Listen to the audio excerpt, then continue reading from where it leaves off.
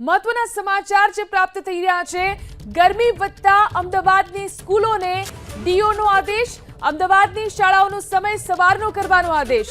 બપોરે 12 વાગ્યા બાદ અમદાવાદમાં શાળા ચલાવી શકાશે નહીં। અમદાવાદમાં 12 વાગ્યા સુધી શાળામાં શિક્ષણ કાર્ય પૂરું કરી દેવાનું રહેશે। આવતીકાલે ડીઓની ટીમ શાળાઓમાં તપાસ કરશે। તો ગરમી વધતા અમદાવાદની સ્કૂલોને ડીઓનો આદેશ, અમદાવાદની શાળાઓનો સમય સવારનો કરવાનો આદેશ કરવામાં આવ્યો। બપોરે 12 વાગ્યા બાદ અમદાવાદમાં શાળા નહીં ચલાવી શકાય। 12 વાગ્યા સુધીમાં શાળામાં શિક્ષણ કાર્ય પૂર્ણ કરવાનું રહેશે। તો આવતીકાલે ડીઓની ટીમ શાળાઓમાં તપાસ પણ કરશે। જે રીતે ગરમી વધી રહી છે, શાળાઓના સમયમાં ફેરફાર કરવામાં આવશે। શાળાઓનો સમય સવારનો કરવાનો આદેશ કરવામાં આવ્યો છે। અમદાવાદની શાળાઓનો સમય સવારનો કરવાનો આદેશ કરવામાં આવ્યો છે।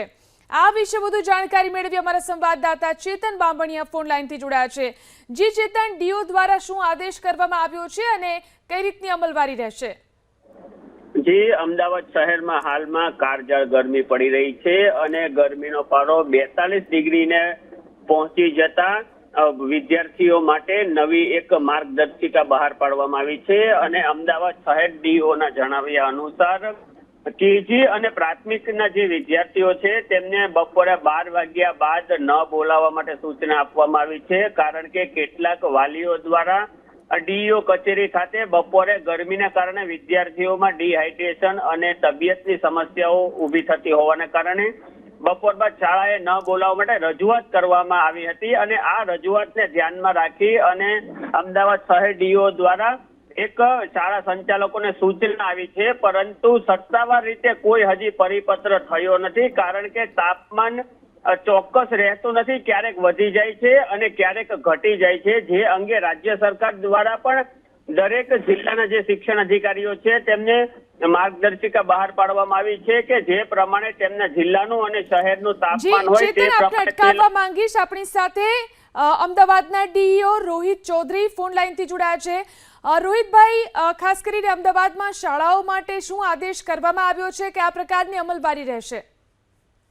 એ રાજ્ય કક્ષાએથી માનનીય નિયામક શ્રી પ્રાથમિક શાળાઓની કચેરી દ્વારા હીટવેવને ધ્યાને લઈ તમામ જિલ્લાઓમાં જે પ્રકારે સૂચનાઓ આપેલી છે કે શાળાઓમાં વિવેકબુદ્ધિપૂર્વક શાળાના સમયમાં ફેરફાર કરવો। ગરમીનું જે રીતે પ્રમાણ વધ્યું છે તેને ધ્યાને લઈ તમારે એ પ્રકારે નિર્ણય જિલ્લા કક્ષાએથી અને શાળા કક્ષાએથી લેવો।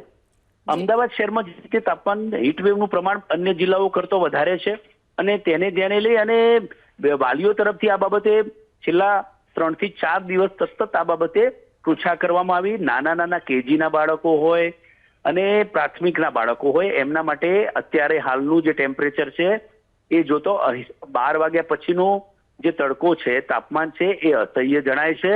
એટલે અમે તમામ શાળાઓને એવી સૂચના આપી છે કે આપની કક્ષાએથી 12 વાગ્યા પછી ખાસ કરીને નાના બાળકો માટે શૈક્ષણિક કાર્ય ન થાય, એના પહેલાના સમયમાં 12 વાગ્યા સુધી આપ શૈક્ષણિક કાર્ય ચાલુ રાખો, તે પ્રકારનું જણાવ્યું છે। અને ખાસ કરીને તેઓને એમની કક્ષાએથી જ નિર્ણય લેવા જણાવ્યું છે, પરંતુ કોઈ 2 વાગ્યા ને 2:30 વાગ્યા સુધી શાળાઓ ચલાવે। નાના કેજીના બાળકો હોય, પ્રાથમિકના બાળકો હોય, એમાં ગરમીના કારણે બાળકો બીમાર પણ પડે એવી બધી પરિસ્થિતિ પણ ઉપસ્થિત થવાની શક્યતા રહે। એટલે એમનું શૈક્ષણિક કાર્ય 12 વાગ્યા પહેલા પૂર્ણ કરવું એવું અમે શાળાને સૂચિત કર્યું છે। જી, આભાર અમારી સાથે જોડાઈને વાત કરવા માટે।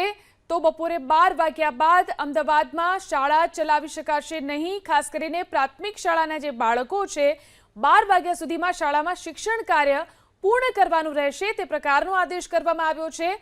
આવતીકાલે ડીઓની ટીમ શાળાઓમાં તપાસ કરશે।